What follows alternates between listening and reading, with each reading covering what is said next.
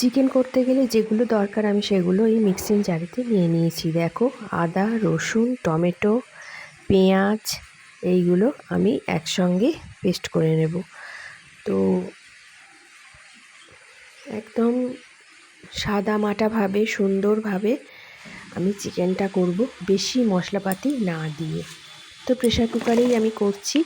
সব চিকেনটা দিয়ে দিয়েছি এর মধ্যে, দিয়ে এইবার গুঁড়ো মশলা যেগুলো দেবার, যেমন লঙ্কা গুঁড়ো, ধনে গুঁড়ো, জিরে গুঁড়ো, হলুদ গুঁড়ো, নুন, কাশ্মীরি লঙ্কার গুঁড়ো, আর এই যে কুচনো পেঁয়াজটা দিয়ে দিলাম। দিয়ে যেটা পেস্টটা করলাম সেইটা এর মধ্যে দিয়ে দিলাম। দিয়ে এটাকে এইবার আমি ভালো করে মাখিয়ে নেব।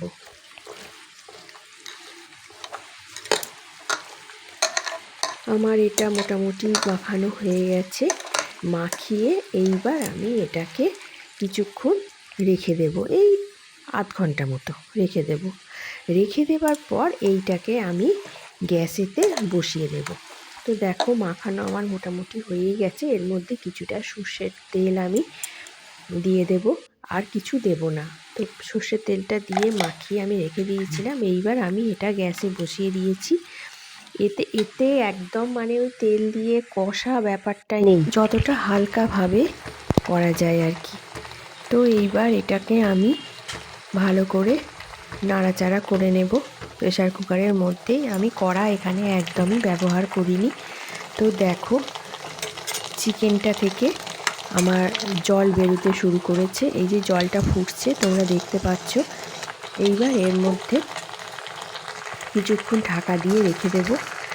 দেখো, কিছুটা ঢাকা দিয়ে রেখে দেবার পর এই পজিশান হয়েছে। আর আমি আলুটা কেটে রেখেছিলাম আগে থেকে বড় বড় সাইজ করে, তো সেইগুলোও দিয়ে দিয়েছি। এইবার আমি একটু ফুটে গেলে, মানে ভালো করে ফুটে গেলে, এতে আমি প্রেশার কুকারের ঢাকাটা দিয়ে দেব। দিয়ে বেশি না, একটা স্টিম দেবো। একটা স্টিম দিলেই এটা একদম পুরো হয়ে যাবে, সেদ্ধ হয়ে যাবে। তো আমি ঢাকাটা দিয়ে দিলাম। ঢাকাটা দিয়ে একটা স্টিম দিয়েছি। একটা স্টিম দেওয়ার পর আমার মাংসটা কিন্তু একদম রেডি হয়ে গেছে। তো যেহেতু আমি বেশি মশলাপাতি দিইনি, যে কারণে একদমই কালারটাও সেরকম আসেনি। তো কালার আনতে গেলে তো একটু মশলাপাতি দিতে হয়, তো আমি একদমই হালকাভাবে করেছি আজকে। দেখো, এইবার এর মধ্যে আমি ঘরে তৈরি যে গরম মশলা আমি মানে নিজে তৈরি করি, সেই গরম মশলাটা আমি এর মধ্যে দিয়ে দিলাম। দিয়ে এইবার গরম মশলাটা দিয়ে একটু ফুটিয়ে নেব।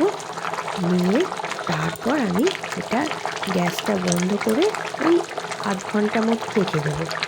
দিয়ে তারপর খাবার সময় খাওয়া হবে। তো যাই হোক, আমার এই ভিডিওটা কীরকম লাগলো অবশ্যই বলবে, লাইক করবে, কমেন্ট করবে, আর আমার এই চ্যানেলটাকে সাবস্ক্রাইব করে আমার সঙ্গে থাকবে। তো আমার একদম সাধারণভাবে সাদামাটা চিকেন রান্না কীরকম লাগলো অবশ্যই জানাবে। টাটা।